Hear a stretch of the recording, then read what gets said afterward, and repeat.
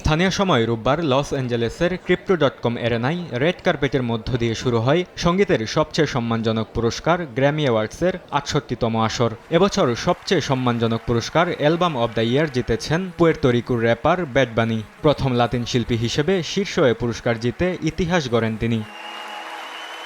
পুরস্কার গ্রহণের সময় ট্রাম্প প্রশাসনের আইসিই নীতির কঠোর সমালোচনা করেন ব্যাড বানি। স্বপ্নের টানে যারা দেশ ছেড়ে যেতে বাধ্য হয়েছেন এই সম্মান তাদের উৎসর্গ করেছেন তিনি। পুরো অনুষ্ঠানে বিশেষভাবে আলোচিত হয় অভিবাসীদের প্রতি এই সংহতির বার্তা।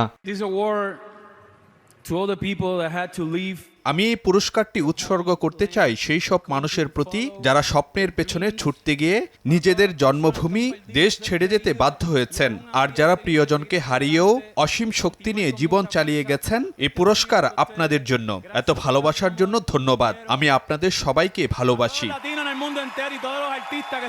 অন্যদিকে কেন্ড্রিক লামার জিতেছেন ৫টি গ্র্যামি, বিলি আইলিশ পেয়েছেন সং অব দ্য ইয়ার, আর লেডি গাগা জিতেছেন পপ বিভাগে ২টি পুরস্কার। পুরো অনুষ্ঠানে শিল্পীদের বক্তব্যে বারবার উঠে এসেছে অভিবাসন ও মানবিকতার প্রসঙ্গ।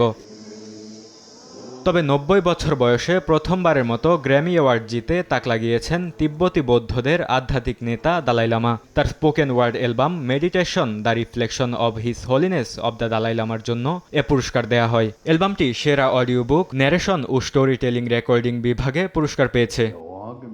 বরকতুল্লাহ, সময় সংবাদ।